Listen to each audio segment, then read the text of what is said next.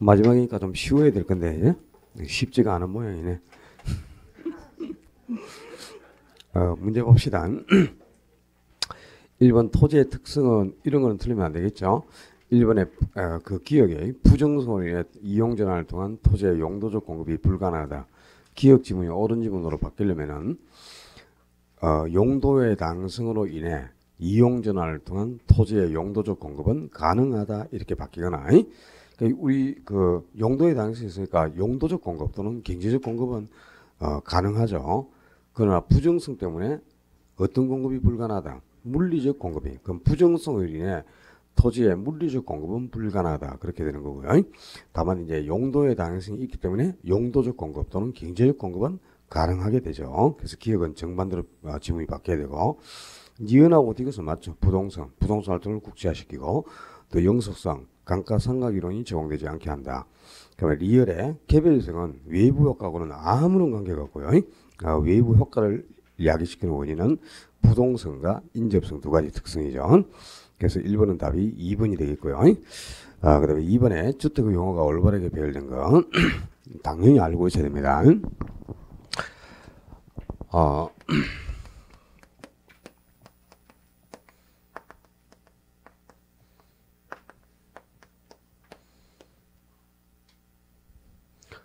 다섯 개의 주택이 비교해야 되는데 아파트하고 연립을 비교하는 포인트는 층수입니다. 그치? 주택으로서는 층수가 5개층 이상이면 아파트가 되고 4개층 이하다 그러면 연립이에요. 그 연립하고 다세대를 구분하는 것은 연면적입니다. 바닥면적의 합. 그러니까 연립이든 다세대든 주택으로서는 층수는 4개층 이하죠. 4개층 이하인데 바닥면적의 합이 660을 초과하게 되면 연립이 되고 660 이하까지는 다세대가 되는 겁니다. 그러니까 연립하고 다세대는 층수는 전부 4개층 이하인데 바닥 면적이 660을 초과하느냐 이하냐 이걸 가지고 구분하셔야 되고요. 그러니까 다세대하고 다가구 다중을 구분하는 것은 역시 층수입니다.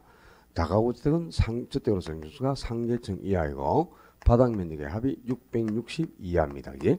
다중주택도 역시 주택으로서 층수가 3개층 이하이고 바닥 면적의 합은 역시 660 이하입니다. 그럼 다중주택하고 다가구주택은 똑같지 않습니까? 그지? 구분하는 포인트는 다가구주택만 세대수의 제한이 있어요. 그래서 19세대 이하다. 이 세대수의 제한이 들어가게 되면 다가구가 되고 세대수 제한이 없이 그냥 3계층 이하로서 660 이하다. 그러면 다중주택이 됩니다. 근데 다 구분할 줄 아셔야 돼. 기억에 층수가 4계층 이하면서 660 이하 그랬으니까 이건 당연히 다 세대가 되게 되죠. 그죠? 다시 주택이겠고 기억은 니은 좀 생소하죠. 공동주택의 주택 내부 공간의 일부를 세대별로 구분하여 생활이 가능한 구조로 하되 그 구분된 공간의 일부를 구분 소유할 수 없는 주택. 구분 소유를 만약에 해버리면 각각의 소유권이 인정되기 때문에 그죠? 소유권자가 여러 개가 되겠죠. 이게 이제 어떤 말이냐 이런 거죠. 우리가 만약에 공동주택의 내부 일부 그랬으니까 여기가 지금 아파트가 있단 말이야. 아파트가 있는데 이게 이제 202호예요. 그럼 202호는 소유권자가 몇 명 있습니까? 한 명이죠, 그지? 소유권자가 하나일 거 아니야, 그지? 공동주택이니까 각 세대별로 소유권이 다 다르죠. 101호도 소유자가 한 명, 202호도 소유자가 한 명, 201호도 그 다음에 뭐 301호도 소유자가 한 명이라. 근데 201호 내부 공간을 요 내부 공간을 다시 구해가는 거예요. 구해가지고 여러 명이 살 수 있는 구조로 만든다 이 말이야. 그러니까 그 읽어봐봐. 공동주택의 주택 내부 공간의 일부를 다시 세대로 구분했단 말이야. 그렇게 해갖고 이제 여러 세대가 한 공동주택의 내부에서 거주를 한다는 거죠. 근데 그 구분된 공간의 일부를 구분 소유는 할 수 없다. 소유권은 인정해주지 않는 거죠. 그죠? 그냥 하숙집 비슷하게 그 세대별로만 구분하는 거야. 그렇게 해가지고 한꺼번에 거주하는 이런 주택을 세대 구분은 공동주택이라는 겁니다. 요거 속에서 이제 답을 찾아야죠. 그죠? 그게 니은 지문의 의미 속에 세대별로 구분하여 그랬으니까 세대 구분이라는 용어가 나와야 되겠지. 공동주택의 일부를 세대별로 구분해가지고 여러 세대가 한 가구에서 공동으로 거주할 수 있는 구조로 만든 주택. 이런 주택을 세대 구분형 공동주택 이렇게 표현하는데요. 이 주택부에 당연히 나와 있는 용어입니다. 주택부에 준주택, 도시형 생활주택, 세대 구분형 공동주택 다 나와 있어요. 주택법에. 준주택은 이제 주택 외의 건축물과 그 부속 토지인데 주거 시설로 이용이 가능하다. 그래서 주택에 줄하여 취급하는 거죠. 그래서 준주택이라면 주택 이외의 건축물과 그 부속 토지로 주거 시설로 이용 가능한 시설. 이런 용어가 들어가야 되겠고. 그다음에 도시형 생활주택은 저소득층의 주거 안정을 기할 목적으로 대규모로 공부하는 겁니다. 그러니까 반드시 지문 속에 300세대 미만, 이 300세대 미만에서 대규모로 공부하는 단지형 연립, 단지형 다세대주택, 원룸형 주택을 도시형 생활주택을 하는 거고요. 지금 이현 지문은 세대 구분형 공동주택을 뜻하는 거니까 답이 2번이 되겠죠. 그다음에 3번에 정착물에 포함되는 것, 민법 99조 1항에서 부동산이란 토지 및 그 정착물이다 이렇게 규정해 놓고 있어요. 그지? 그러니까 정착물은 이제 당연히 이 부동산으로 간주되는 물건이죠. 근데 1번에 매년 단위로 경작되는 이 경작 수확물은 수확하는 순간 이동이 가능한 물건으로 변하잖아요. 그죠? 벼, 보리, 무, 배추, 고구마, 옥수수, 감자, 마늘 이런 것은 이 경작 수확물은 대표로 동산입니다. 경작 수확물. 또 3번에 임시로 씹는 가식 중인 묘목. 이 가식 중에 있는 수목도 일시적으로 부착되어 있는 물건이죠. 한 구조로 부착된 게 아니고 그러니까 당연히 동산이고요. 그리고 5번에 건축재로 상가에서 팔고 있는 욕조나 방충망. 이 욕조나 방충망이 아파트에 부착이 되어버렸다. 그러면 한 구조로 설치가 됐기 때문에 정착물로 간주되지만 건축재로 상가에서 팔고 있으면 이건 이동이 가능한 물건이죠. 그로 당연히 동산이 되는 겁니다. 수도꼭지라도 똑같은 수도꼭지라도 아파트 싱크대에 부착이 되면 그건 정착물이에요. 그죠? 한 구조로 구성됐으니까. 그런데 철물점 진열장에 진열되어 있는 수도꼭지는 그건 당연히 동산이 되는 거죠. 이동이 가능한 물건이니까. 그지? 그래서 이 동산으로 간주되는 대표적인 물건들이 있잖아요. 자, 이 정착물이 아니고 동산으로 간주되는 거. 이 기억을 하셔야 돼. 1번에 경작 수확물. 동산이죠. 그 다음에 3번에 가식 중인 수목. 대표적으로 동산입니다. 그 다음에 판잣집. 동산으로 간주되는 대표적인 물건이죠. 비닐하우스라든가 또 컨테이너 박스라든가 공중전화 박스 전부 동산으로 간주되는 대표적인 물건. 특히 중요한 게 2번 지문에 임차인이 설치를 하면 그건 당연히 동산이에요. 임대 기간 동안만 부착돼 있고 임대기간이 끝나면 체계에서 가져가니까 이건 일시적으로 부착된 물건이죠. 그래서 임차인이 설치를 하면 동산이 되고 임대인이 설치를 해야 정착물로 간주되죠. 그래서 2번에 임대인이 설치한 농기구 저장을 위한 창고. 임대인이 설치하면 당연히 정착물입니다. 근데 임차인이 설치하면 동산으로 간주되죠. 그래서 답은 일단 2번이 옳은 지문이 되겠죠. 그다음에 4번의 비행기는 준부동산이지만 준부동산은 법률을 쓰면서 우리가 부동산을 나누면 협의와 강의의 부동산으로 나누죠. 근데 그 협의는 바로 토지와 정착물을 의미하고 그 협의에 준부동산까지 합쳐서 이제 광의의 부동산을 하잖아요. 그러니까 이 준부동산은 오직 광의의 부동산에만 포함이 되지 협의에는 절대 포함될 수가 없죠. 정착물은 협의 부동산에 포함되는 겁니다. 광의가 아니고. 그래서 4번은 비행기가 또 이동이 가능한 물건인데 뭐 이거는 원래는 동산이지만 등기 등록을 하고 있기 때문에 부동산에 준하에 취급하는 거지 정착물은 절대 될 수가 없는 물건이죠. 답은 2번이 되겠고요. 그 다음에 4번에 부동산 수요에 대한 설명으로 옳은 것. 당해제와 가격이 상승하면 당해제 수요 곡선이 우초로 이동하는 게 아니고 당해제와 이 해당제와 가격은 수요량의 변화를 가져오는 요인이지 수요의 변화가 아니잖아. 그지? 수요량의 변화를 가져오는 요인이 당해제와 이 해당제와 가격밖에 없죠. 그럼 수요량의 변화가 생기면 곡선이 이동하는 게 아니고 수요 곡선 상에서 점이 이동한다 그렇게 되겠죠. 곡선 자체가 이동하는 게 아니고 곡선 상에서 점이 이동합니다. 2번 지문은 1번하고 다른 거죠. 당해제와 가격 상승이 기대되면 그래서 그게 기대라는 용어가 들어갔죠. 이거는 이제 가격 상승에 대한 예상, 가격을 예상하는 거다. 그죠? 다른 말로 기대감인데 이 기대감은 해당제와 가격이 아닌 다른 요인이지. 그러니까 이거는 수요량의 변화가 아니고 수요의 변화 요인이 되는 거죠. 그럼 수요의 변화가 생기면 곡선상에서 점이 이동하는 게 아니고 곡선 자체가 이동하게 되겠죠. 그래서 1번하고 2번이 지금 바뀌어 있습니다. 1번이 수요 곡선상에서 점이 이동, 2번이 수요 곡선이 우측으로 이동하는 요인이 되겠죠. 그다음에 3번에 다른 제와 가격. 다른 제와 가격은 어떤 게 있어요? 해당 제와 외에 다른 제와 가격이라는 게 다른 제와가 어떤 게 있지? 대체전환법 안제가 있죠. 근데 대체자 대신 사용하는 두 제하가 대체제, 함께 사용하는 두 제하가 보완제 아닙니까, 그지? 그럼 이 대체제나 보완제는 해당 제하가 아닌 다른 제하죠. 이 다른 제하 가격은 수요량의 변화가 아니고 무슨 요인이고 수요의 변화 요인이지, 그지? 그러니까 3번도 다른 제하 가격 상승에 의해 해당 제하 수요가 증가한다. 그러면 이제 가격과 수요가 동일하니까 당연히 이건 대체제인데요. 대체제는 대체제 가격이나 보완제 가격은 해당 제하 가격이 아닌 다른 제하 가격이니까 이거는 수요의 변화입니다. 수요량의 변화가 아니고. 그다음에 4번의 수요량은 당연히 일정 기간 동안 거래하고자 하는 양이죠. 일정 기간 동안이니까 서톡 개념이 아니고 플로우, 유량 개념이죠. 저량이 아니고, 우리 물이 흘러간다. 흐름에 비해서 유량, 플로우라고 합니다. 영어로는. 그리고 또 수요는 거래하고자 하는 양 그랬으니까 실제 거래했어 안 했어? 아직 안 했다. 거래하고자 하는 양이니까 아직 물건을 사기 전이에요. 그래서 수요는 실제로 구매한 양이 아니고 구매하고자 의도하는 양이다. 그래서 아직 물건을 사기 전이니까 수요는 사전적 개념이다. 이런 게 이제 떠올라야 되겠죠. 5번이 옳은 지문인데 아파트 가격이 상승하면 대체 관계에 있는 빌라의 수요는 우측으로 이동한다. 그렇습니다. 자, 아파트하고 빌라가 무슨 관계에 있다 그랬어요? 대체 관계. 그럼 대체자는 가격과 수요가 무슨 방향? 동일 방향. 대체제인 빌라 가격, 대체제인 아파트 가격이 상승하면 그 아파트 대지에서 할 수 있는 빌라 수요 증가하는 거죠, 그죠? 아파트하고 빌라가 대체제니까 대체제는 가격하고 수요가 동일방입니다. 그래서 아파트 가격 상승한다. 그러면 아파트 안 사겠지. 아파트 안 사고 대신 뭐 사러 가? 빌라 사러 가니까 빌라 수요 증가하죠. 수요가 증가하면 수요는 우측으로 이동하겠죠. 그래서 답은 5번이 되겠고요. 그다음에 5번에 수요의 탄력성에 대한 설명으로 옳은 것. 수요의 가격 탄력성이 1보다 작다는 것은 가격 변화율이 수요량의 변화보다 크다는 것을 뜻하는 거다. 이제 수요의 가격 탄력성은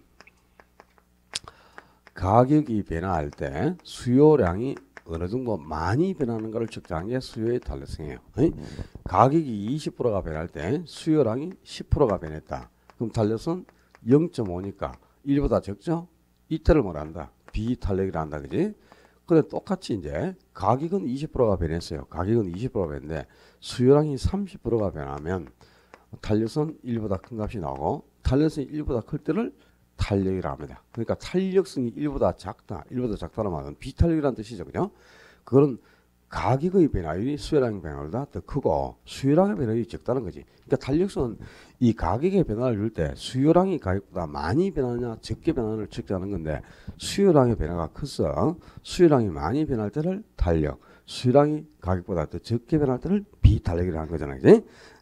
분모에 있는 가격이 변할 때 분자의 수요량이 가격보다 많이 변하냐 적게 변하는 걸 측정하는 겁니다. 그러니까 수요량의 변화가 크면 탄력이고 수요량의 변화가 적을 때 비탄력이죠. 그럼 비탄력이면 수요량의 변화가 적으니까 반대로 이제 가격 변화율이 더 크겠죠. 그죠? 두 번째, 수요의 소득 탄력성이 0보다 크지만 1보다 적다면 소득이 증가할 때 수요가 감소하는 것을 의미한다. 아니에요. 소득이 증가할 때 수요가 증가하는 거죠. 자, 소득 탄력성. 소득 탄력성은 소득이 변화할 때 수요량이 어떻게 변하는가를 측정하는 겁니다. 여기에 뭘 알아보는 거야? 어떤 자가 정상적이냐, 열등이냐, 중간적인가를 알아보는 척도입니다. 근데 정상적은 소득과 수요가 무슨 방향? 동일 방향. 그럼 소득이 증가하면 수요도 증가하는 자가 정상적. 열등계는 소득과 수요가 반대 방향이니까 소득이 증가할 때 수요가 감소하는 자가 열등계죠. 중간재는 소득이 증가든 감소하든 간에 수요가 불변인 자가 중간재입니다. 그럼 정상재는 소득이 증가할 때 수요도 증가하니까 이 증가분이 전부 다 플러스 값이야. 그럼 탄력성이 반드시 0보다 큰 양수가 나오는데 열등계는 소득이 증가하면 수요량이 감소해버립니다. 그럼 감소분이 마이너스 값을 가지니까 분모하고 분자와 보호가 반대보가 되겠죠. 열등계는. 그죠? 소득과 수요가 반대보로 변하는 거니까 이게 분모 분자의 보호가 플러스 마이너스로 똑같다. 그건 값이 당연히 양수가 나와요. 근데 분모하고 분자의 보호가 반대보라면 이건 무조건 음수가 나옵니다. 마이너스가. 그래서 소득 탄력성이 0보다 적은 마이너스가 나올 때 1등계가 되는 거죠. 중간재는 이제 수요량의 변화가 없기 때문에 분자의 변화가 탄력성도 당연히 0이 되는데 지금 소득 탄력성이 0보다는 크지만 1보다 작다. 그럼 이거 양수입니까? 음수입니까? 양수라는 뜻이지. 0하고 1 사이에 있으니까, 그지? 0점 얼마라는 뜻이니까 양수죠. 그럼 이건 당연히 무슨 제와? 정상제라는 뜻이란 말이야. 소득 달성이 양수니까. 그럼 정상제는 당연히 소득이 증가할 때 수요도 증가해야죠. 감소하는 게 아니고. 그다음에 4번에 수요의 가격 달성이 0일 경우에는 임대료 인상 인하와 관계없이 임대 내 전체 수입은 변하지 않는다. 이것도 찍고 맞다고 좋다고 있으면 안 돼요. 수요의 탄력성이 1보다 크다. 1보다 클 때를 탄력이라 하죠. 1보다 적을 때를 비탄력. 1일 때를 단위 탄력이라고 합니다. 수요의 탄력성이 1보다 커서 수요가 탄력일 때는 가격을 인하해라. 그래야 수입이 증가하죠. 수요의 탄력성이 1보다 적어서 수요가 비탄력이면 가격을 인상해야 수입이 증가합니다. 그지? 그 수요의 탄력성이 1이다. 1일 때를 뭐라 그래? 단위 탄력. 수요가 단위 탄력적일 때는 가격을 인상하든 인하든 간에, 그러니까 임대료를 아무리 변화시켜도 총 수입은 항상 불배이 됩니다. 그러니까 수입이 불배이 되는 경우는 탄력성이 1인 경우야 0이 아니고 0하고 1 이 차이가 얼마나 큽니까? 탄력성이 0일 때는 완전 비탄력일 때죠. 탄력성이 1이라면 그지? 수요성이 정확하게 45도로 위치하고 있어요. 그러면 가격이 P 수준일 때는 가격과 수요를 곱한 게 수입이니까 요 내용면적이 수입이 되죠. 근데 가격이 P1 정도로 하락한다. 그럼 역시 또 가격과 수요랑 곱한 거니까 가격과 수요량이 여기서 일치하네. 그지? 그러면 요 이제 아래 내용면적이 되는데 이거는 공통 수입이니까 이걸 빼버리면 P일 때는 1번 면적이고 P1일 때는 2번 면적인데 요 면적이 똑같단 말이야. 그래서 수요가 단위 탄력이다. 단위 탄력이고 탄력성이 1일 때는 가격을 인상하든 일하든 간에 수입이 항상 불변이라 1번에서 2번, 2번에 1번이니까 이 면적이 똑같다면 수입이 변화될 수가 없죠. 그죠? 이 두 개가 똑같으니까. 근데 탄력성이 0인 경우는 뭐냐? 수요가 완전 비탈 때죠. 이따가 탄력성이 0일 때죠. 그죠? 그럼 탄력성이 0일 때는 가격을 인상하면 인상한 만큼 수입이 증가하고 가격을 인하하면 인하한 만큼 수입이 감소합니다. 왜 그래요? 총수입은 항상 가격과 수요량을 곱한 게 총수입이 된다 그러지. 그럼 가격이 지금 봐라. 가격이 P 수준일 때는 수요량이 여기 있으니까 요 내부 면적이 총수입이 되죠. 그런데 가격을 P1 정도로 인상해 봐요. P1 정도로 인상하면 요 위에 내부 면적이 됩니다. 요게. 그러면 수입이 요만큼 증가한 거잖아. 가격이 상승한 만큼 가격이 요만큼 상승했으니까 상승한 만큼 수입이 증가해요. 그러면 가격이 또 P2로 하락해 보자. P에서 그죠? P2로 하락해 봐. 그럼 가격과 수요랑 곱한 거니까 요 아래의 내용 면적이 P2 때 수입인데 그러면 P2로 가격이 하락하니까 수입이 요만큼 감소하잖아 또. 그지? 그러니까 수요가 완전 비쌀 때는 수요성이 수직성이기 때문에 이 가격하고 수요량을 곱한 게 수입이 되거든. 그래서 이 가격을 인상하면 인상한 만큼 수입이 증가. 가격을 인하면 인한 만큼 수입이 감소합니다. 근데 요거는 알 필요 없어요. 탄력성이 0이 될 때는 시험에 안 나와. 이거는 요 세 가지가 나온단 말이야. 그지? 여러분이 탄력성이 0하고 1을 착각하면 안 됩니다. 0은 완전 비탄력이고 1은 단위 탄력이지. 총 수입이 변하지 않는 경우는 수요가 단위 탄력제일 때예요. 그러니까 탄력성이 뭐일 때? 1일 경우 그렇게 고쳐야죠. 수요의 탄력성이 1일 때는 임대료의 인상 인하와 관계없이 전체 수입은 불배이 됩니다. 그죠? 근데 탄력성이 1이 아니고 0일 때는요. 임대료를 인상하면 인상한 만큼 수입이 증가하고 인하하면 인한 만큼 수입이 감소하는 거예요. 그렇기 때문에 이 3번 지문은 탄력성이 0이 아니고 1로 고쳐야 옳은 지문이 되겠죠. 네 번째, 부동산의 용도가 다양할수록 수요는 탄력이죠. 자, 5번 지문도 마찬가지. 자, 우리가 수요가 어떤 경우에 탄력이 됩니까? 첫째, 5번 지문에 있어요. 대체재는 많을수록 수요가 탄력. 그 다음에 4번에 용도는 다양할수록 수요가 탄력. 그리고 규제가 완화될수록 수요가 탄력. 기간은 단기보다 장기일수록 수요가 더 탄력. 그리고 상업용 공용보다는 주거용 부동산의 수요가 더 탄력. 생활 필수품보다는 사치품일수록 수요가 더 탄력. 전체적인 부동산은 비탄력이냐 이걸 용도나 규모에 따라 세분할수록 수요는 탄력. 소득 수준이 높아서 고소득층일수록 수요가 더 탄력. 그리고 중고주택보다는 신규주택이 수요가 더 탄력이다. 다 알고 있는 사실 아닙니까? 알아 몰라? 대체재가 많아야 탄력이야 적어야 탄력이야? 많을수록 탄력이라 그거 알아요? 근데 알면서 왜 5번을 못 찍어내지? 5번을 한번 봐봐라. A 부동산보다 B 부동산의 수요의 탄력성이 더 크다? 그럼 A가 탄력입니까? B가 탄력입니까? B가 탄력하니까 탄력성이 큰 게 탄력이니까 그럼 B가 탄력이면 B는 대체제가 많고 A는 대체제가 적겠죠. 그 어디가 틀렸습니까?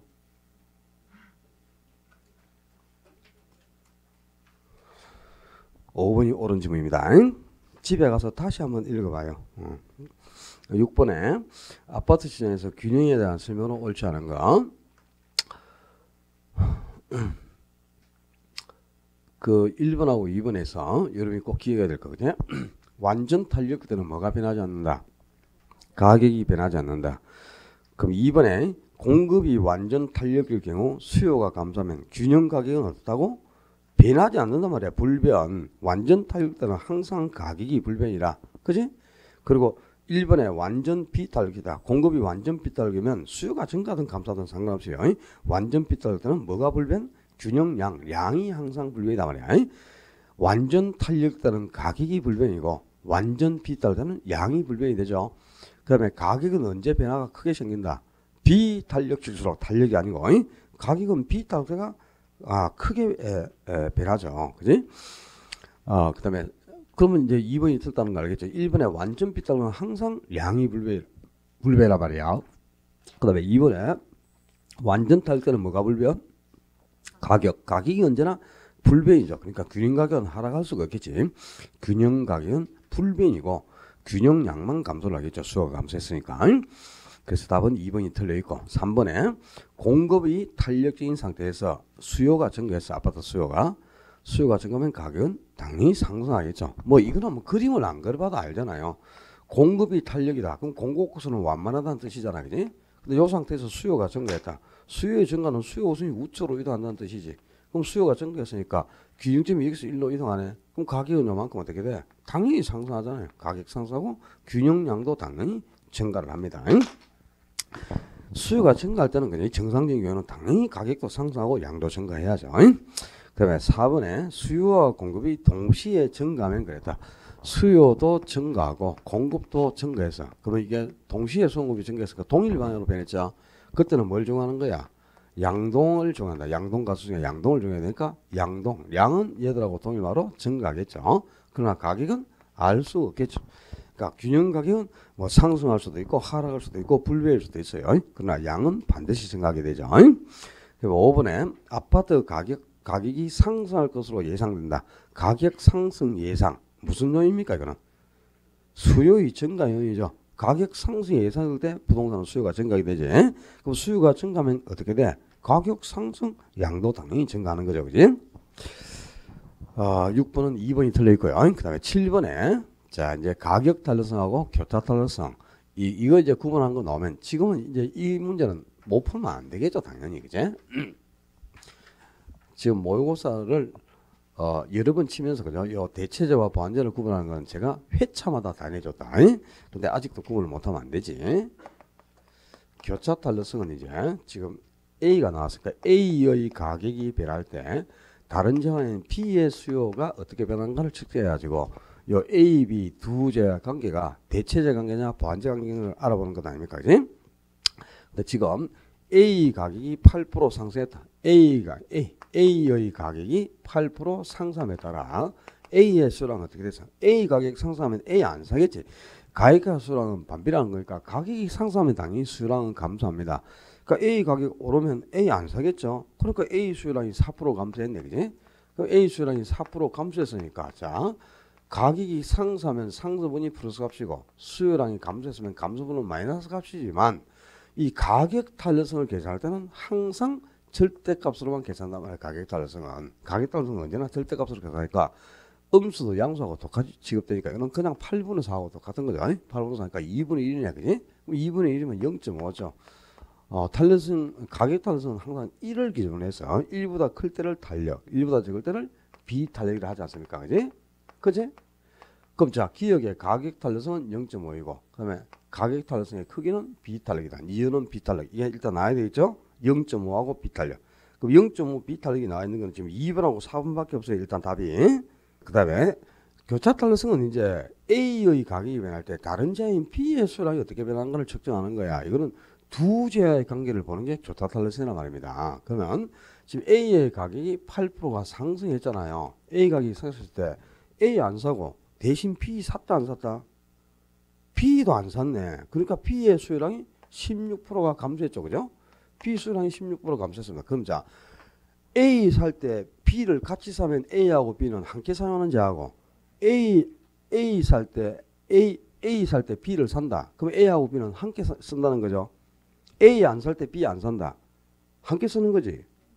바늘 안 사면 실도 살 필요가 없고 샤프 안 사면 샤프 심도 살 필요가 없어. 그러니까 함께 사용하는 자는 수요가 같은 방으로 가겠죠. 근데 A를 안 사고 B를 대신 샀다. 그럼 A하고 B는 대체제가 되는 거잖아. 대신 사용하는 자가. 그지? 지금 봐라. 아까 지금 뭐 A의 수요랑 어떻게 했다? 감소했죠. 근데 B 수요도 지금 감소하죠. 그럼 A하고 B는 함께 쓰는 겁니까? 대신 사용하는 겁니까? 함께 사용하는 거다. 함께 쓰는 거니까 보완제란 말이야. 왜 이게 보완제란 걸 알 수 있죠? 두 재화의 가격하고 수요의 방향을 가지고 대체제나 보완제를 구분하는데 이 가격하고 수요가 동일 방향으로 변하면 대체제가 되고 가격과 수요가 반대 방향으로 변하면 보완제 아닙니까? 그럼 A하고 B는 대체제야 보완제야? 보완제지. 보완제고 지금 교차 탄력성이 얼마가 나와? 이 가격 상승분은 부수값이죠. 근데 수요량이 감소했을까? 감소분은 마이너스죠. 가격 탄력성을 계산할 때는 절대값으로 구하지만 소득 탄력성이나 교차 탄력성은 절대값으로 절대 계산하면 안 돼. 수요량이 감소하면 감소분을 그대로 표시해야 재화의 종류를 구분한단 말이야. 그럼 이거는 8분의 마이너스 16이니까 음수가 나오겠죠. 탄력성이. 그지? 그러니까 마이너스 2가 나야지. 교차 탄력성이. 그지? 8분의 마이너스 16이니까. 그래서 교차 탄력성은 마이너스 2.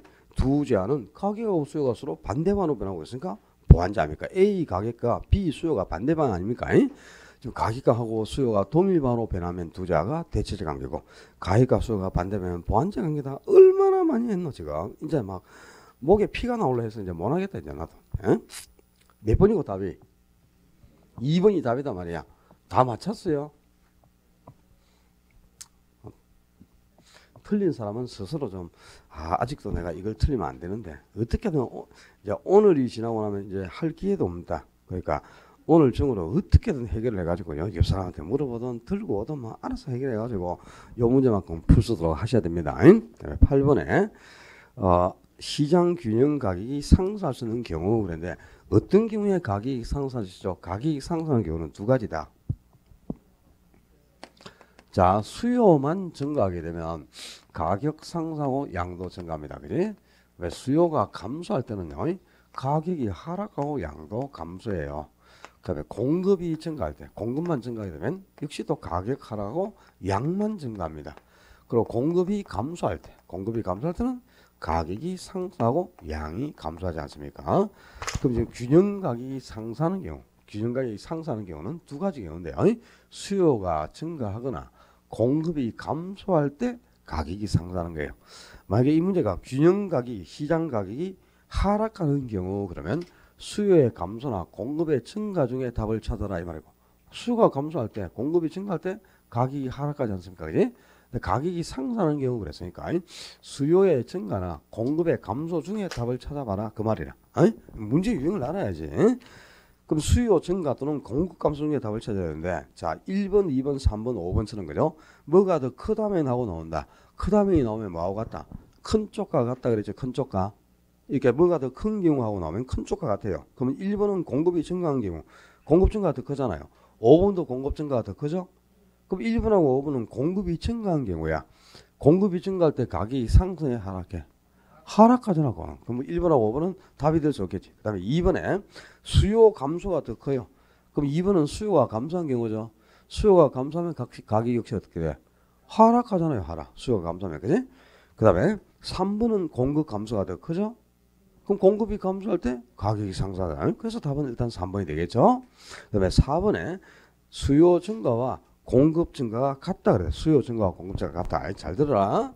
수요 증가와 공급 증가가 같은 경우, 같은 경우에는 가격하고 양 중에 한 개는 불변이 나와요. 가격이 불변이든 양이 불변이든 둘 중에 하나는 요 변화분이 동일할 때는 무조건 둘 중에 한 개는 불변이 나옵니다. 근데 그 불변을 찾기 전에 먼저 두 개의 방향을 가지고 양동 가수를 접목을 시키면 돼. 그럼 두 개가 동일할 때는 양동, 반대할 때는 가수를 접목시키는 거지. 이게 지금 동일바로 변했지. 그 뭐고? 양동이니까 양은 동일바로 증가한다 이 말입니다. 그럼 양의 방향이 나왔고 가격이 남죠. 남는 가격은 불변이 되는 거예요. 항상 자 이게 배라분이 동일할 때는 둘 중에 한 개는 무조건 불변입니다. 불변이 나오는데 불변을 찾기 전에 두 개의 방향을 가지고 양동가수를 접목시키라 그런 뜻이라. 알았어요? 그럼 이제 4번 같은 경우는 균형 가격이 상승하는 게 아니고 불변이 되는 경우죠. 그죠? 4번은 상승도 아니고 하락도 아니고 가격이 불변이 되는 경우고. 자, 요거 한 개 더 연습해 본다. 수요는 감소하고 공급은 증가했을 때 수요 감소와 공급 증가분이 같다면 수요 감소와 공급 증가가 같다. 그렇다면 균형 가격과 균형량은 어떻게 되느냐? 자, 두 개가 변화분이 동일하죠. 그럼 둘 중에 한 개는 반드시 불변이 나와. 뭐가 불변인지를 몰라. 근데 불변을 찾기 전에 두 개의 방향을 가지고 양동가수를 접목시키라고. 그럼 두 개가 지금 반대 방향이지. 그럼 뭘 정해야 돼? 가수. 반대는 가수니까. 그럼 가수니까 가격은 수요를 따라 하락한다 말이야. 가격은 반드시 하락합니다. 그리고 균형량은 불변 이렇게 되는 거야. 그러니까 변화분이 동일할 때는 반드시 불변의 한계가 나와요. 가격이든 양이든 둘 중에 한 개가 불변이 되는데 그 불변을 찾기 전에 어떻게 하라? 양동가수를 먼저 접목시키란 말이야. 동일하면 양동 정하고 반대면 가수 좀 말아 이 말입니다. 근데 자, 요 변화분이 동일한 경우는 아직 시험에 나온 적이 없으니까 안 나올 거라고 보면 됩니다. 그냥 이 모른다 이거는 모른다 하더라도 지금 8번에 4번 지문은 몰라서 상관없어요. 시험에 나오지도 않았고. 근데 뭐가 더 큰 경우는 나오니까 알아야 된다 말이야. 뭐가 더 크다 하고 나면 큰 쪽과 같다 그랬죠. 큰 쪽과. 그거만 알면 여기까지 다 풀겠죠. 그 다음에 9번에 부동산 시장에 대한 설명으로 틀린 것. 일반 부동산 시장도 일반 재화 시장과 마찬가지로 시장에서 당연히 생산되고 소비되고 교환되고 분배됩니다. 우리 부동산을 시장에서 생산해 내잖아요. 그죠? 주택 생산하지 않습니까? 업자들이, 건설업자들이. 그리고 또 생산해서 또 우리 소비자들이 주택을 구입하잖아요. 토지도 구입하고. 그럼 소비되죠. 그리고 또 부동산에서 부동산과 부동산을 교환하기도 하고 부동산과 현금을 교환하기도 하고 또 내 부동산을 은행에 저당권 쓰자고 잡히고 돈 빌리기도 하니까 권리와 부동산이 교환되기도 한단 말이야. 그지? 그리고 또 분배되잖아요. 수요자와 공급자 사이에 부동산을 사고 팔면서 자원이 배분되는 거잖아요. 그죠? 그럼 요 1번 지문이 뭘 뜻하냐? 우리 부동산 시장에 기능하고 특성이 있어. 부동산 시장의 기능에 어떤 것들이 있어. 기능에.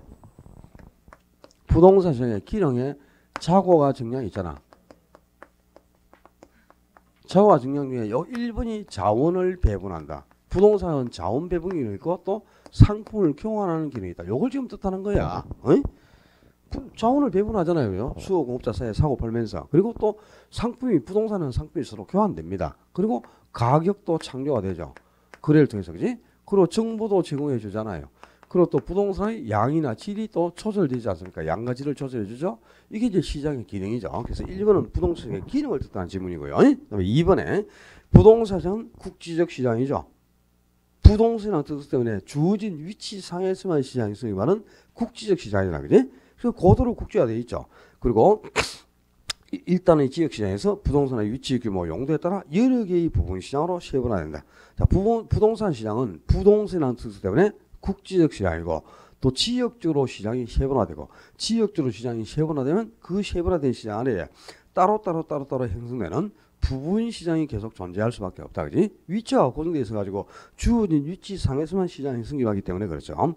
이 2번 지문은 부동산 시장의 특성이죠. 특성. 그죠? 그다음에 3번에 부분 시장별로 초과수요, 초공급 현상이 발생하여 일정 기간 지속되는 현상이 발생하는 것은 비생산성과 관련이 깊다. 전혀 관련이 없습니다. 비생산성하고는. 비생산성이 어떤 특성이지 다른 말로? 부정성 아니야. 생산이 불가능하니까 양이 증가될 수 없는 거니까 증가되지 않는 성격이 부정성이죠. 그럼 비생산성이나 부정성은 같은 말인데요. 이 부분 시장별로 초과수요와 초공급이 지속되는 것은 부정성이 아니고 부동성 때문이란 말이야. 부동성. 자, 제가 항상 얘기를 했어요. 우리 그 국지와 지역적 부분 시장 이 용어는 부동성 이외에는 절대 나오지가 않아. 다른 특수에서는 부분 시장이라는 용어가 나올 수가 없어요. 시장이 부분 시장이 성립되게 하고 지역적으로 세분화되게 하고 국지적으로 형성되는 것은 위치가 고정되어 있기 때문이야. 그러니까 부동성 이외에는 부분 시장이라는 용어가 안 나와. 근데 지금 부분 시장이라는 용어가 나와 있잖아요. 부분 시장별로 초과수요, 초공급. 초과수요가 지속되고 초공급이 지속되는 원인이 뭔지 몰라서 상관없어. 그냥 부분 시장이나 국지와 지역적 이런 용어 나오면 그냥 기계적으로 부동산하고 떠올라야 되지. 그 뭐 어제도 설명 안 했나 어제? 그제?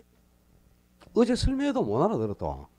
지금 도심이라는 부분 시장과 외곽이라는 부분 시장을 비교해 본다. 근데 도심은 토지가 많이 필요해요. 개발을 해야 되니까. 근데 땅이 한정됐잖아. 공간이. 그지? 그러니까 수요량이 공간보다 훨씬 커서 도심이라는 부분 시장은 초과 수요가 발생해 있는 상태라. 근데 외곽은 토지는 풍부해요. 임야라든가 농지가 얼마나 많습니까? 근데 그 임야나 농지를 개발해가지고 공장 짓고 주택 짓고 상가 지을 일 별로 없죠.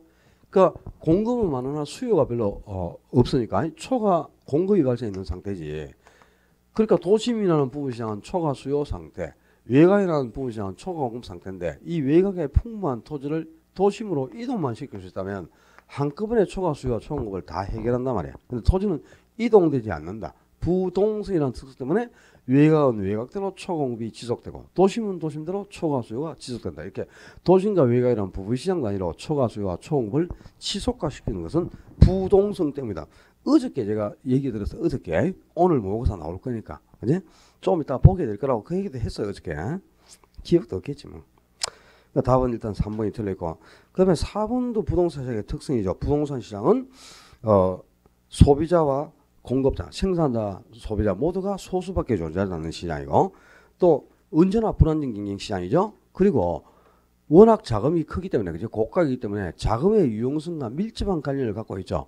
자금 융통 능력이 없으면 시장에 참여 자세를 할 수 없는 게 부동산 시장 아닙니까? 그지? 전혀 하자가 없죠.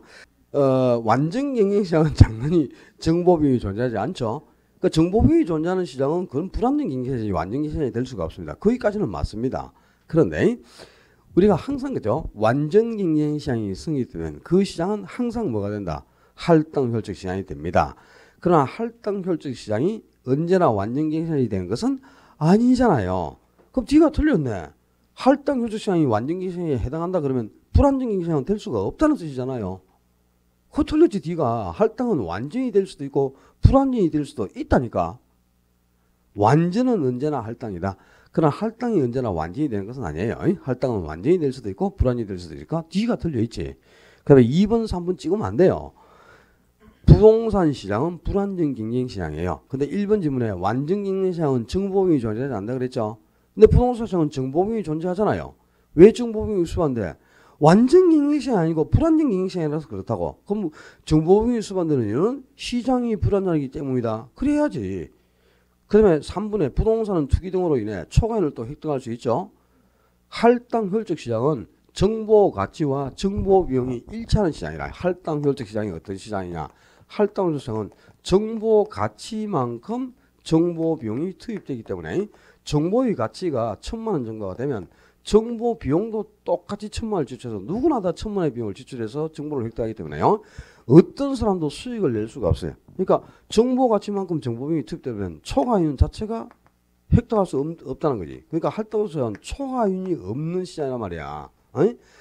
근데 부동산은 초과이윤을 획득해. 그건 왜? 아직 이게 아니니까 할당 혈적이지 못하기 때문이다. 그러니까 2번하고 3번은 지금 이유가 바뀌었잖아요. 정보 비용이 수반되는 것은 시장이 불안정하기 때문, 초과이윤을 획득하는 이유는 할당 혈적이지 못하기 때문. 이 바뀌면 안 됩니다. 이 이유가. 꼭 이 이유라는 게 참 중요한 거잖아요. 그치? 부동산 시장에서 불량주택이 형성되는 원인은 시장 실패 때문이다. 그러면 안 되잖아요. 시장 실패 때문이 아니고 낮은 소득 때문이다. 그래야죠. 그 때문이 바뀌면 안 된다고. 때문이. 정보비용이 수반되는 이유는 할당 혈적이지 못하기 때문이다. 그러면 안 돼요. 할당 혈적 시장은 정보비용이 있을 수도 있고 없을 수도 있습니다. 한 봐봐. 정보의 가치가 1억이라 1억. 근데 똑같이 1억만큼 정보를 획득해요. 1억만큼. 그렇다면은 초과인도 없고 정보 비용도 존재하지 않죠. 정보 비용이 존재해 안 해? 했지. 존재해. 정보의 가치가 0인데 정보 비용도 0이면 정보 비용이 없죠. 근데 정보의 가치가 1억이야. 근데 1억을 주고 정보를 획득했어. 그럼 초과인은 없지만 정보 비용은 1억이 들어갔잖아요. 그럼 정보 비용이 있어 없어 지금? 있다니까. 할당 혈적 정보 비용이 있을 수도 있고 없을 수도 있어. 그러니까 정보 비용이 수반되는 것은 할당 혈적이 못하기 때문이다. 그러면 틀렸지. 할당 혈적 시장은 정보 비용이 존재한다니까. 정보 가치가 1,000만이면 정보 비용도 똑같이 1,000만이 들어가요. 그럼 1,000만 원의 비용이 있잖아요. 정보 비용이. 없는 게 아니고. 그죠? 그러니까 정보 비용이 수반되는 것은 할당 혈적이 못하기 때문이다. 그러면 안 돼. 시장이 불안정하고 완전 경쟁시장이 아니기 때문에 정보비용이 수반되는 거예요. 그러면 초과인을 획득하는 거는 할당홀주시장만 달성되면 누구도 초과인을 획득할 수 없어. 근데 초과인을 획득하는 거는 아직 이게 아니기 때문에 할당홀주이지 못하기 때문에. 그죠? 이게 이유가 바뀌면 안 됩니다. 여러분이 올해 중개사 시험에 합격하는 이유는 진파리를 잘 만났기 때문이에요. 그리고 시험에 떨어지는 것은 자기 자신이 공부를 안 했기 때문이다. 이렇게 되는 거예요. 때문이 바뀌면 됩니까? 합격하면은 내가 열심히 했기 때문이고 시험에 떨어지면 저 새끼 때문이다 이러면 그 말이 안 되잖아. 그러면 이유를 바꾸면 안 되지. 2번 3번은 서로 진짜 이유를 바꾸면 안 됩니다. 구분하셔야지. 그 다음에 4번에 부동산 거래에서 정보비용보다 정보비용에 따른 초과이윤이 더 크면 할당효율 지수가 없어요. 할당효율 지수 있다가 아니고 없다니까. 할당효율 지수는 초과 수익 자체가 없는 거야. 근데 누군가가 초과 수익을 넣는다. 초과를 획득한다면 그건 할당효율 시장이 아닌 겁니다. 그러니까 봐봐. 할당효율 시장은 정보 가치만큼 정보비용이 투입되기 때문에 누구도 수익을 낼 수가 없는 초과 수익을. 초과 수익이 없어야 할당효율 시장이 되는 거지. 만약에 소수의 투자자가 다른 사람보다 값싸게 정보를 획득한다. 봐봐. 정보비용이 1,000,000원이에요. 근데 정보비용이 1,000,000원인데, 그지? 8명은 1,000,000원을 지출하고 정보를 획득했어요. 근데 두 사람은 400만원 지출하고 정보를 획득했다. 그럼 그 소수의 투자자 두 사람은 400만원의 정보를 획득했으니까 600만원만큼, 차익만큼 초과율을 누리겠죠? 그런 시장은 활동 시장이 아니에요. 누구도 초과를 획득할 수 없고, 모든 투자자에게 똑같이 정보비용이 투입되는 시장입니다. 정보 가치만큼 정보비용이 들어가야 돼. 그래서 아무도 초과를 획득할 수 없을 때, 그게 활동 시장이 되는 거야. 그러니까, 할당효율 시장을 우리가 어떻게 정의하는지 알아요? 할당효율 시장은 소수의 투자자가 값싸게 정보를 획득할 수 없는 시장. 몇몇 사람이 값싸게 정보를 획득한다면 그 사람은 초과를 누리죠. 그럼 그건 할당효율 시장이 아니라니까. 그러니까 어느 누구도 기회비용보다 싼 값으로 정보를 획득할 수 없고, 그 모든 투자자에게 정보비용이 균등해가지고 누구도 초과를 획득할 수 없을 때 그때 할당효율 시장이 되는 겁니다. 그러니까 초과 수익이 더 크다? 그럼 초과율을 누린다는 뜻이니까 그건 할당효율 줄 수가 없어요. 그다음에 5번에 다른 사람보다 값싸게 정보를 획득할 수 없다. 그러니까 누구에게나 똑같이 정보비용이 균등하다는 뜻이잖아요. 그리고 정보 가치와 정보비용이 일치한단 말이야. 그럼 초과를 획득할 수 없잖아요. 그게 바로 할당효율 시장이지. 그거 어디가 틀렸습니까, 5번이? 11번 문제는 이제 입지 계속 계산하는 문제인데 이거는 3년 단위로 한 문제가 나와요. 근데 원래는 이제 30회 때 나왔으니까 내년 정도에 출제될 거라고 보면 되겠죠. 그죠? 근데 진짜 딱 3년 꼴로 한 문제가 나옵니다. 근데 자주 나오는 건 아닌데 입지 계수를 영어로 LQ라고 한다. 그지? 분모가 전국의 고용 비율이고 분자가 지역의 고용 비율이죠. 근데 지금 A, B, C 세 개의 도시가 있는데 세 도시에서 섬유산업의 입지 계수가 큰 순서로 골라봐라. 나열해봐라. 그랬지. 그지? 그럼 지금 분모 일단 전국부터 구해봐. 전국은 2,000명 중에 1,000명이 섬유산업에 종사하고 있죠. 2,000명 중에 1,000명. 그럼 전국은 2,000명 중에 1,000명이니까 몇 프로가 섬유산업에 종사하고 있어? 50%가 섬유산업에 종사하고 있는 거죠. 전국은. 그죠? 그럼 A든 B든 C 도시든 그죠? 전국 비율. 이 분모는 전부 50%란 말이야. 분모는 전부 50%인데 전국 비율은 그지? 그럼 이제 A 도시, B 도시, C 도시 그 지역의 섬유산업의 개수를 구해가지고 이게 지역이 이제 분자해 가는 거니까 분자의 값이 클수록 입지 개수가 당연히 커지겠죠. 그럼 A는 지금 전체 400명 중 240명이 섬유산업에 종사하고 있죠. A가 400 중에 240이니까 60%가 섬유산업에 종사한단 말이지. A가 60%. 그럼 이건 5분의 6이니까 그럼 당연히 1.2가 나왔죠. 입지 개수가. 그 다음에 B는 500명 중 B도시는 250명이 섬유산업에 종사하고 있죠. 500명 중에 250이니까 50%죠. 그지? 50%가 이런 따라 50분의 50이니까 당연히 또 이거는 1이 되겠고. 그러면 C도시는 500명 중에 200명이 섬유산업에 종사해. 500 중에 200이니까 5분의 2, 40%죠. 그럼 이거는 5분의 4니까 이제 0.8이 나와요. 그래서 입지 개수가 1.2, 1, 0.8이니까 A, B, C 순서가 되죠. A가 제일 크고 B가 다음이고 C가 제일 적고 1이 되는데 물론 이렇게 다 계산해도 되지만 요 분자의 크기만 가지고 비교해도 되죠. 분모는 어차피 똑같으니까. 그지? 분모는 똑같이 50%인데 그럼 분자의 값이 클수록 입지 개수가 크게 나타나겠지. 지금 분자가 A가 제일 크고 그 다음에 B고 C 아닙니까? 그지? 그래서 A, B 순서가 돼야 돼요. 당연히. 아주 가볍게 계산할 수 있는 거니까 입지 계수 구하는 것도 이제 요령을 습득해 가지고 요 정도 수준은 문제를 풀 수 있도록 하셔야 되고요. 12번에 부동산계의 순환국면의 특징을 잘못 설명한 거 1번 찍으면 안 돼요. 안정시장은 경기 순환 국면에 따라 분류된 시장이 아니죠. 우리 경기 순환 국면은 일반 경기든 부동산이든 4개의 국면이 존재하죠. 4개의 국면이 존재. 그러니까 부동산 경기는 회복, 그리고 상향, 후퇴, 하향 시장은 4개의 순환 국면이 존재하고요. 안정 시장은 순환 국면으로 분류된 게 아니고 부동산의 종류나 위치, 용도에 따라 구분된 시장입니다. 순환 국면은 포함될 수가 없죠. 근데 이제 안정 시장은 거래가 꾸준히 이루어지면서 가격의 변동이 생기지 않잖아요. 경기가 호황할 때나 분할 때나 꾸준하게 거래가 되면서 가격이 계속 안정돼 있고 가볍게 상승을 보이는 그런 종류의 부동산을 가지고 시장을 만들어낸 거야. 그러니까 가격이 딱 안정돼 있으니까 다른 부동산 가격이 하락하는 불안기가 되면 가격이 하락을 안 해주니까 굉장히 유리하고 이익이 크겠죠. 근데 반대로 이제 호황기가 되면 다른 부동산은 가격이 크게 상승을 하고 있는데도 안정성에 있는 부동산은 가격이 상승을 못 해준단 말이야. 그래서 오히려 호황에는 불리하고 약한 모습을 보인다. 그래서 안정시장은 불황에는 매우 강하지만 호황에는 오히려 약한 모습을 보이는 시장이 안정시장입니다. 전혀 하자가 없죠. 그 다음에 2번, 3번, 4번 지문에서 2, 3, 4, 5번 지문에서 요 회복하고 상향시장은 가격이 상승을 하고 있죠. 그 다음에 후퇴하고 하향은 가격이 하락을 하는 국면이죠. 개념을 못 잡잖아. 지금 회복하고 상향은 사두면 가격이 올라요. 그러니까 서로 사고 싶어서 난리지. 그러니까 매수자는 많단 말이야. 전부 사고 싶으면 하니까. 근데 팔 사람이 없어요. 사두면 계속 가격 오르는데 왜 팝니까? 한참 있어야 더 오른 뒤에 팔지 하고 안 팔려고 하지. 그러니까 매도자가 기하니까 이때는 매도자를 중시한다는 말이야. 매도자가 또 시장을 주도하고. 그리고 후퇴하고 하향이 되면 가격이 계속 하락하잖아요. 그럼 손실을 줄이기 위해서 빨리 팔아야지 가격이 하락할 때는. 그러니까 전부 팔고자 하니까 매도자는 많다. 그러나 매수인이 기하니까 매수자가 시장을 주도하고 중개업자도 매수자를 중시하는 쪽으로 부동산 활동을 하는 거예요. 그 다음에 요 가격이 상승하는 국면, 회복하고 상향 국면에서 가격이 상승하는 국면에서 과거에 거래된 사례는 하한선으로 작용을 하죠. 그리고 가격이 하락하는 이 후퇴하고 하향처럼 가격이 하락한 국면에서는 과거 사례가 상한선으로 작용을 합니다.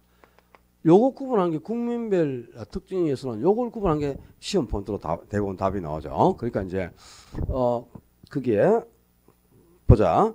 뭐 이번에 후퇴 시장 거래가 점차 줄어들잖아요. 정점을 찍고 나면 거래가 점차 한산해지고 그리고 매수자가 시장을 주도해. 그다음에 3번의 회복 시장 저점을 찍고 나서 이제 가격이 서서히 상승하면서 거래가 활기를 띠고 빈집이라든가 빈점포가 줄어들 것 아닙니까? 경기가 회복 수준을 보였으니까. 그럼 하향시장은 극도의 침체 국면이죠. 가격은 계속적으로 하락하죠. 지속적으로. 그리고 거래가 없어. 거래는 한산한 정도가 아니고 극히 저조합니다. 그리고 가격이 하락하니까 과거 사례는 상한선이지. 그러면 5번의 사각실은 부동산 가격이 최고점인 정점을 해서 그죠? 급피치를 타고 상승해 갑니다. 가격이 상승 일로에 있다. 그까지 맞아요. 근데 상향시장은 정점을 찍고 나면 경기는 반드시 뭐예요? 후퇴합니다. 후퇴. 그지? 근데 어디에서 정점을 찍고 후퇴할지 아무도 모르지. 여기서 정점을 찍고 후퇴해버릴지 여기서 정점 찍고 후퇴할지 또 요 정도까지 상승했다가 후퇴할지 아무도 몰라. 근데 정점만 찍고 나면 반드시 경기는 후퇴하니까 요 상향시장은 항상 경기 후퇴 가능성을 내포하는 국면이에요. 경기가 더욱 상승할 가능성이 아니고 경기가 후퇴할 가능성을 내포하고 있는 국면이 상향시장입니다. 들어본 적도 없지? 경기 후퇴 가능성을 내포하는 국면이다. 이런 걸. 기본세도 다 나와있고 5.6월 요약집과 수업할 때도 다 해줬고 요약집도 다 들어있어. 본 적이 없어. 그렇지. 그지? 지금은 이제 뭐 7월 이후 되면 기본서라든가 요약집 이런 거는 그들도 보지도 않죠. 책 어디 있는지도 모르죠. 지금. 그죠? 본 적이 없죠. 다 있습니다. 다. 그 다음에 13번에 그 순행가라든가 수익수를 계산하는 문제가 나오면 요 금년의 현금 지출이 유출의 현재 가치를 뜻하죠. 그러면 내년의 현금 유입이 내년이니까 이건 미래 가치죠. 그럼 이걸 이제 현재 가치로 바꿔야 되잖아. 어떻게 하라 그래서 할인율만 보고 할인율이 5%니까 이걸 뭐로 나누면 돼? 1.05로 나눠주면 유입이 현재 가치로 바뀌는 거죠. 그럼 자 순행가는 유입의 현재 가치에서 유출의 현재 가치를 차감한 값이 순행가예요. 그지? 그러면 수익성 지수는 유입의 현재 가치를 유출의 현재 가치로 나눈 값이지. 근데 지금 투자안이 A, B, C, D 4개의 투자안이 있어. 근데 사학기간은 1년이니까 지금 금년 지금 시점에서 이제 투자가 이루어지죠. 근데 A하고 B, C, D를 보면 A의 투자 금액이 얼마나? 300만 원이죠. B, C, D는 100만 원씩이고 그죠? 요 100만 원하고 300만 원 금년의 현금 지출 이게 뭘 뜻해요? 요게 이게 유출의 현재 가치를 말해야 돼. 유출은 항상 지금 현재 시점에서 나가는 돈이고 언제나 현재 가치죠. 그지? 근데 유입이 내년에 들어온단 말이야. 그럼 내년의 현금 유입은 미래 가치니까 이걸 현재 가치로 바꿔야 되겠지. 근데 이걸 현재 가치로 바꿀 때 사학기간은 항상 1년이니까 할인율만 보고 할인율이 5%면 여기 있는 금액들을 1.05로 나눠주면 되고 할인율이 20%가 나오면 1.2로 나눠주면 되잖아. 그지? 그럼 나눠보면 끝자리가 딱딱 떨어지게 돼 있어. 전부 계산기 때렸을 때 때릴 게 뭐 있는 거 눈으로 딱 보면 되지. A는 나누면 600이 되겠고 B는 300이고 C는 400이고 1.0으로 나누면 D는 250이고 딱 끝자리가 떨어지게 이렇게 내지 그걸 뭐 252.3 이렇게 나오겠나. 계산도 안 되게 그러면 그지? 딱딱 떨어지게 돼 있지. 그러면 이제 순행가라든가 수익수수 계산한 거는 이건 수익은 중목이 아니야. 순행가가 뭐야? 여기서 요거 뺀 거지. 유입행가에서 유출행가 뺀 거. 그럼 A는 순행가 300, B는 순행가 200, D는 300, C 150. 수익수수는 요 놈을 이것으로 나눈 거잖아요. 유입행가를 유출행가로 나눈 거니까 A는 600 나누기 300이니까 2, C는 3, D는 4, C는 4, D는 2.5 이렇게 되겠네.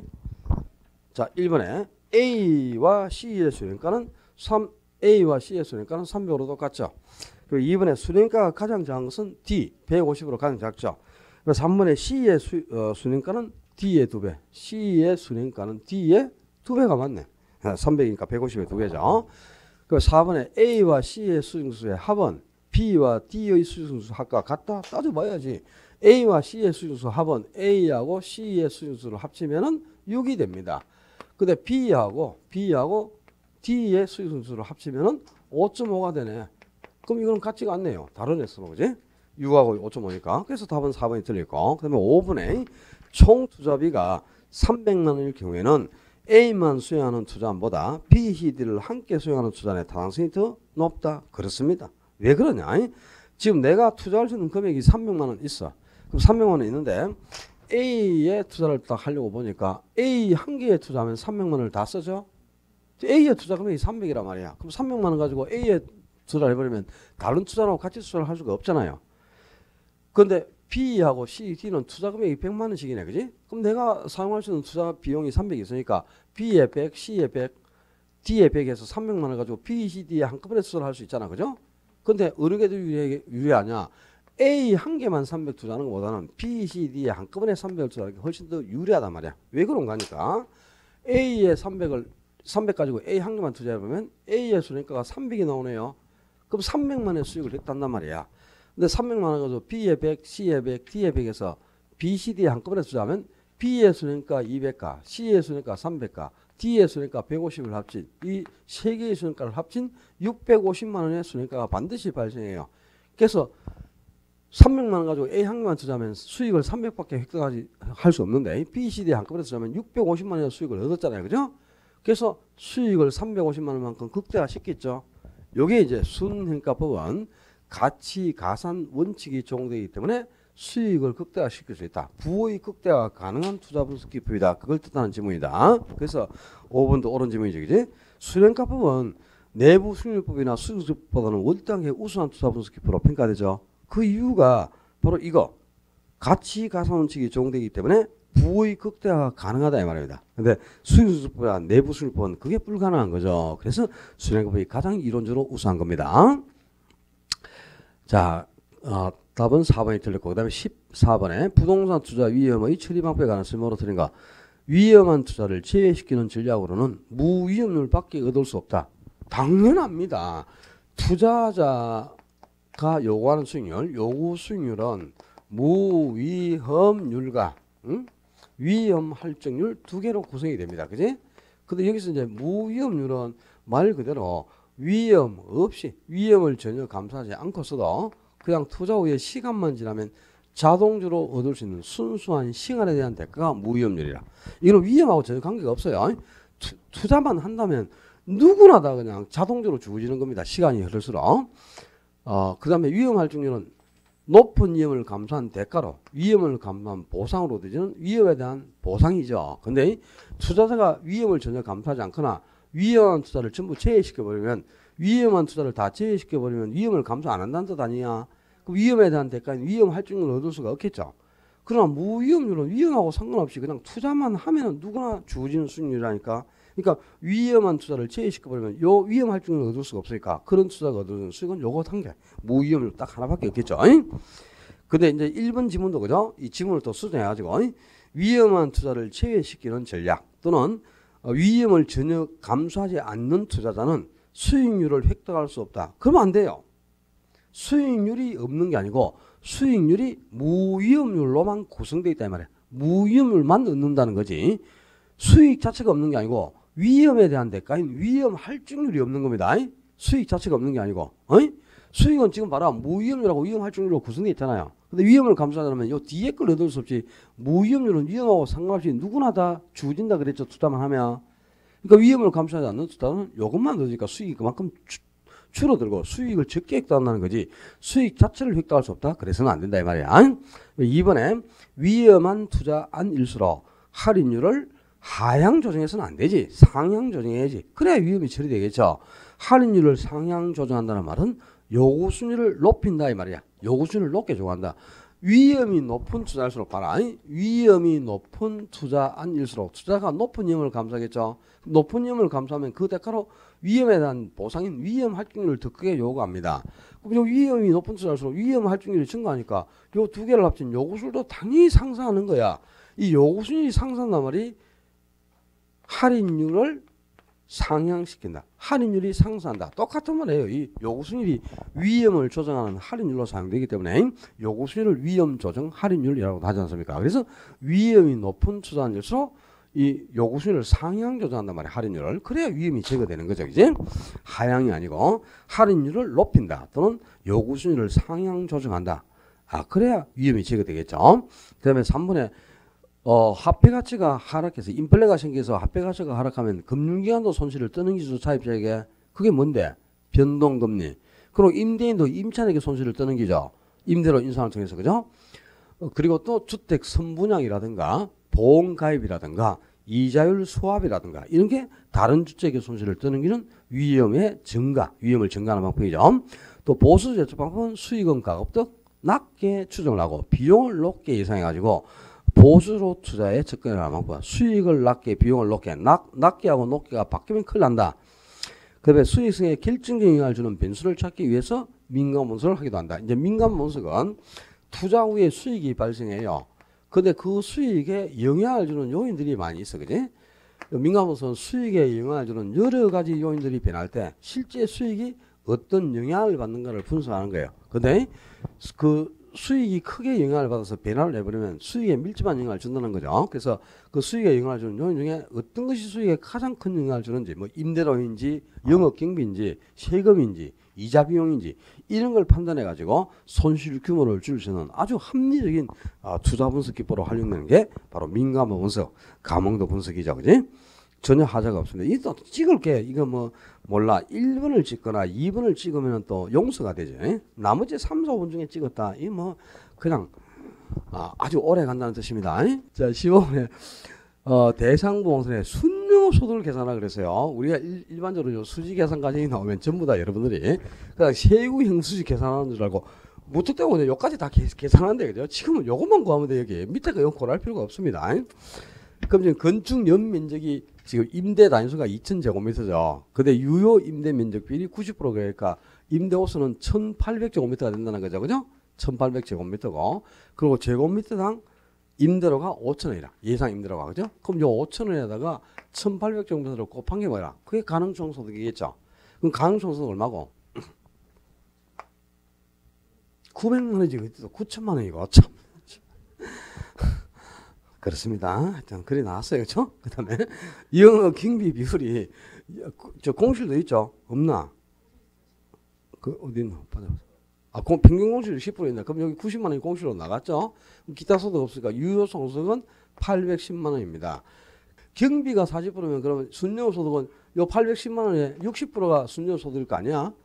그럼 810만원에 그냥 60% 곱하면 그게 순이익소득이니까 486만원이겠지. 유효 총수익이 810인데 역경비가 유효 총수익의 40%라 그랬잖아요. 그럼 40%를 뺀 60%가 순이익소득일 거 아니야. 그럼 요 금액에 60%가 곱하면 486 아니야? 뭐 내가 왜 자꾸 자기 계산한 걸 맞다고 좀 우기지 마라 제발. 이게 계산이 안 돼가지고 다른 거 찍고 자꾸 이상한 소리 해서 그건 말이 안 되지 그러면. 16번 화폐의 시행가치에 관한 설명으로 옳지 않은 것.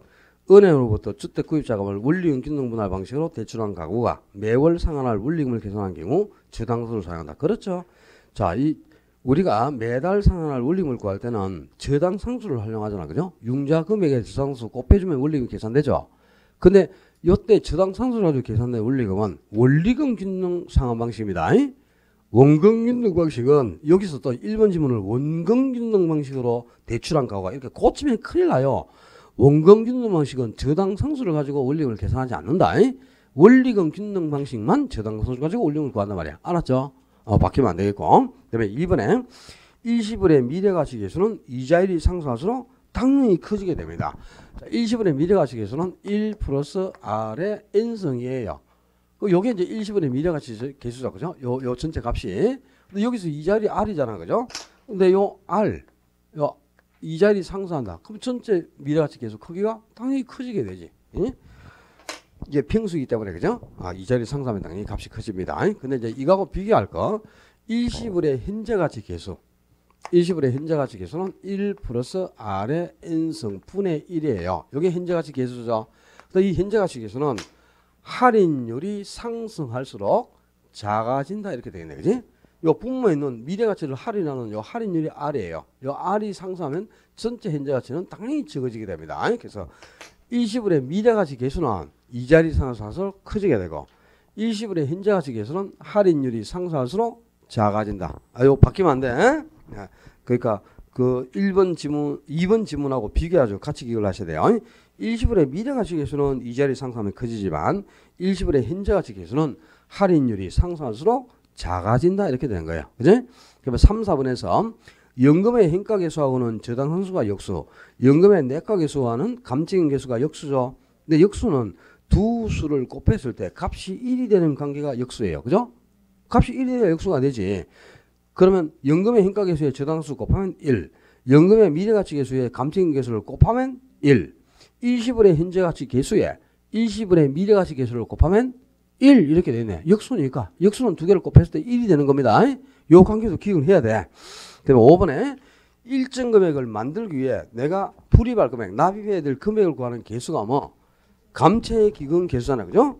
그럼 5년 후 주택 구입 자금 3년 후에 5억을 만들기 위해서 매 기간 납입해야 될 금액을 구한다. 그런 감채 기금 계수를 사용해야지. 연금의 내가 계수가 아니고. 그래서 답은 5번이 틀려 있고요. 17번에 세전현금 수지하고 지분 배당률을 구하라 그랬는데 그죠? 자, 이제 금액을 1,000만원, 1억 이렇게 주니까 계산이 안 돼서 그냥 2,000원, 3,000원, 만원 이렇게 그래도 계산을 못해요. 참 돌아버리는 거지 그러면. 자, 지금 총투자액이 총투자 금액이 만원이라 만원인데 그중에 지분 얼마 투자했어요? 5,000원 투자했죠. 그럼 지분 5,000원 투자했으면 부채도 5,000원이 되겠죠. 그지? 자, 근데 가능총소득을 2,000원 줬습니다. 2,000원. 가능소득이 2,000원이고 공실 불량부채가 200원이다. 200원. 그다음에 기타 소득은 100원입니다. 이건 또 더해야죠. 그러면 유효총수익이 1,900원이 계산이 됐죠. 근데 영업경비가 900원이라 그랬거든요.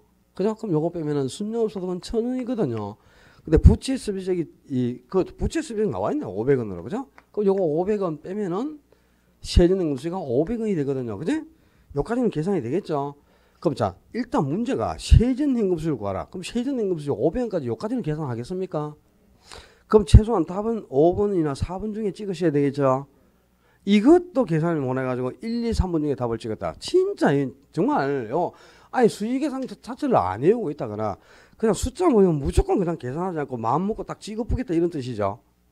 그죠? 최소한 이 정도까지는 할 수 있지 않습니까? 이 정도까지는 그죠? 요 정도까지 해가지고 답을 500원만 해도 확률이 50%로 맞을 확률이 50%로 확 늘었잖아요. 그 요 정도까지는 계산해야 될 거 아니야. 뭐 지분 배당률 모른다 하더라도 인간적으로 안 그렇습니까? 지분 투자 금액에서 세전 현금 수익가 차지하는 비율. 지분 투자 금액 5,000원이잖아요. 5,000원 나와 있고. 그러면 세전 현금 수익 500원 나왔으니까 5,000원 분의 500원이니까 0두 개씩 때문에 10분의 1이네. 그러니까 10% 이렇게 되겠네. 그지?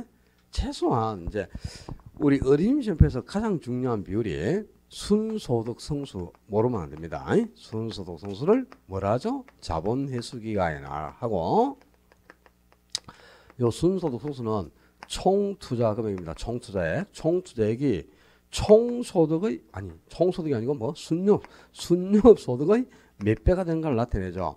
그리고 요 놈하고 이제 역수가 종합 자본 환원율이란 말이에요. 요게 이제 중요해요. 순소득 성수의 역수가 종합 자본 환원율이다. 이 종합 자본 환원율이 우리 그 수익 방식에서 수익가격을 계산할 때 쓰는 이율이 환원율 아닙니까? 환원율이 바로 종합 자본 환원율. 요걸 줄여서 자본 환원율, 종합 환원율, 환원이율, 환원율 이렇게 표현하는 거야. 이 수익 가격을 구할 때 쓰는 환원율이 바로 이겁니다. 그럼 환원율을 구하라 하면 어떻게 구하면 돼? 순영업 소득을 총투자금으로 나눠주면 되는 거야. 총투자금액, 총투자액에서 순영업 소득이 차지하는 비율이 환원율이다. 요 총투자금액이 다른 말로 뭔데요? 부동산 가격이란 말이야. 이 부동산 가격에서 순영업 소득이 차지하는 비율이 그게 환원율입니다. 아주 중요한 겁니다. 이 그래서 이 종합자본 환원율이 중요하고 그 역수인 순소득도 중요한 거야. 그래서 어린이 시험에서 제일 중요한 비율이 요 세 개의 비율입니다. 순소득 성수, 그다음에 환원율, 지분 배당률. 저 세 개의 비율 정도는 꼭 기억을 하고 계셔야 됩니다. 지금 모르면 안 돼요. 그다음에 18번에 투자 분석법에서 비율 흡수에 대한 설명으로 옳은 거 그랬는데 참 18번 이제 틀리는 거 보면 정말 참 또 가슴이 많이 아프죠. 왜냐하면 우리가 한두 번 한 게 아니고 무진단 여러 번을 했거든. 그죠? 지금 뭐 부채 비율 하는 거 얼마나 많이 다뤘나? 일본에 대부율이 높으면 대출 많이 받으면 차입자는 좋겠지만 금융계에서는 대출을 많이 해주면 차입자의 채무 불이행이 발생할 가능성이 높아지고, 그러면 이제 원금 회수가 곤란하니까 일정 한도를 다 정해가지고 최대 70%를 초과할 수 없도록 하잖아요. 그래서 모기지론인 경우에만 최대 70%까지 강하고, 일반 대출 같은 경우는 지금 거의 50% 정도밖에 안 됩니다. 대부분이. 한도를 정해놔야지. 그래야 채무 불이행을 막을 수 있을 것 아닙니까? 그 다음에 이번에 부채 비율 얼마나 많이 했나. 부채 비율. 부채 비율 실제 중요하다니까. 부채 비율이 이번에 부채 비율은 지분에서 부채가 차지하는 비율, 지분에 대한 부채 비율이에요. 이 부채가 바로 대부 비율이란 말이에요. 대부 비율. 그리고 지분이 지분 비율이고, 그럼 부채 비율은 대부 비율을 지분 비율로 나눠버리면 그게 바로 부채 비율이야. 대부 비율하고 지분 비율을 합치면 몇 프로? 100%가 돼야 되잖아. 대출 50%라면 자기 돈도 50% 투자한 거 아니야. 대출 60%였으면 자기 자본 지분은 40% 투자한 거고, 그죠? 두 개를 합치면 100% 되는 거 알죠? 그럼 대부 비율이 50%야. 그럼 지분 비율도 50% 아닙니까? 그럼 부채 비율은 얼마가 되는데? 50분의 1이니까 이건 100%가 되지. 1이 나왔으니까. 왜 50%인데? 100%지. 대부 비율이 50%일 때 부채 비율은 100%가 된다. 그 다음에 대부 비율이요. 대부 비율이 20%야. 20%. 그러면 지분 비율은 80%가 되거든. 그럼 부채 비율은 4분의 1이니까 25%가 되는 거지. 대부 비율이 20%일 때 부채 비율 25%죠. 대부 비율이 80%야. 80%. 그럼 지분 비율은 20%가 되잖아. 그지? 그럼 부채 비율은 400%가 되는 것 아닙니까? 대부 비율이 100%입니다. 대부 비율이 100%면 지분 비율은 0이 되니까 부채 비율은 무한대가 된다. 이렇게 해가지고 이건 뭐 지금 이제 키에 딱지가 앉을 정도가 됐을 건데, 대부율이 50%일 때는 부채 비율이 100%고 대부율이 100%가 되면 부채 비율은 무한대가 된다. 얼마나 이거 진짜 막 키에 몫이 박힐 정도로 했는데도 뭐 개념이 없다는 거지. 그리고 뭐 같은 것도 모르고. 3번에 부채 감당률 비율에서 가장 중요한 비율이 부채 감당률이라 그랬잖아. 그지? 그럼 부채 감당률 순영업 소득이 부채 서비스액의 몇 배를 차지하는데, 이 부채 서비스 상환할 원리금이라. 근데 요게 이제 1에 가까우면은 순영업 소득과 상환할 원리금이 비슷해진다는 뜻이죠. 그죠? 그럼 채무를 불이할 가능성이 굉장히 커지지 않습니까? 차입자가. 그래서 서로 위험성이 높아진다 이 말이야. 그래서 무조건 부채 감당률은 1보다 커야 돼요. 반드시. 그다음에 4번에 채무 불이행률. 채무 불이행률. 다른 말로 뭐래 이걸?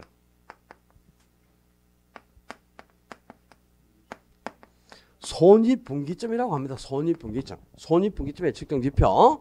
유효조속, 부모가 유효조속이라 이 순영업소득이 아니고 유효조속을 얼마나 강조를 했나. 여기에 순영업소득이 들어가면 안 된다고.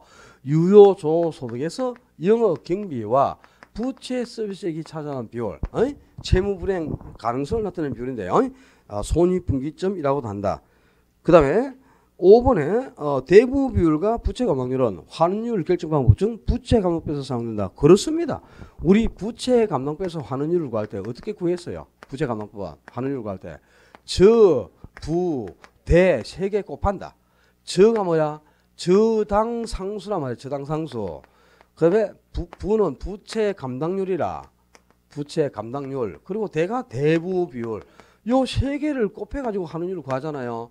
그럼 부채 감당률과 대부 비율, 저당수 세 가지가 부채 감당법에서 환원율을 구할 때 활용되고 있네 지금. 그죠? 환원율 결정 방법에서. 이 저부대 세 가지를 곱해가지고 환원율을 구하는 게 부채 감당법이니까 다 활용되고 있잖아. 부채 감당률이라든가 대부 비율이. 그지? 뭐 지문이 뭘 뜻하는지 이런 걸 이제 모르니까. 그러니까 특히 그죠? 지금 뭐 하여튼 4번 지문이라든가 이 찍으면 안 됩니다. 4번 지문 같은 것도 3번도 찍어도 안 되고. 그러면 이제 의심 가는 지문이 2, 3, 4 중에 있거든 분명히. 5번 지문은 또 잘 몰라. 거기에 저 부채 감당법에서 환원율 구하는 공식을 저부대 이거 모르면 또 이것도 뭔 말인지도 모르지. 도대체 5번 지문도. 그죠? 뭐 찍을 수는 있겠지만은 그지? 자, 이 부채 비율이 진짜 중요한 비율이라니까 요거 시험에 이게 2년에 한 번씩 지문으로 꼭 등장합니다. 부채 비율은. 대부 비율이 부채 비율을 계산하기 위한 비율이잖아요. 그래 우리 대부 비율 다 알고 있잖아. 담보분산 가게에서 대출 금액이 차지하는 비율 아닙니까? 그지? 그걸 응용해가지고 이 부채 비율을 계산한 거니까 대부 비율하고 부채 비율을 같이 기억해야 됩니다. 자, 거기까지 하고 19분부터 쉬었다가 합시다. 고생했습니다.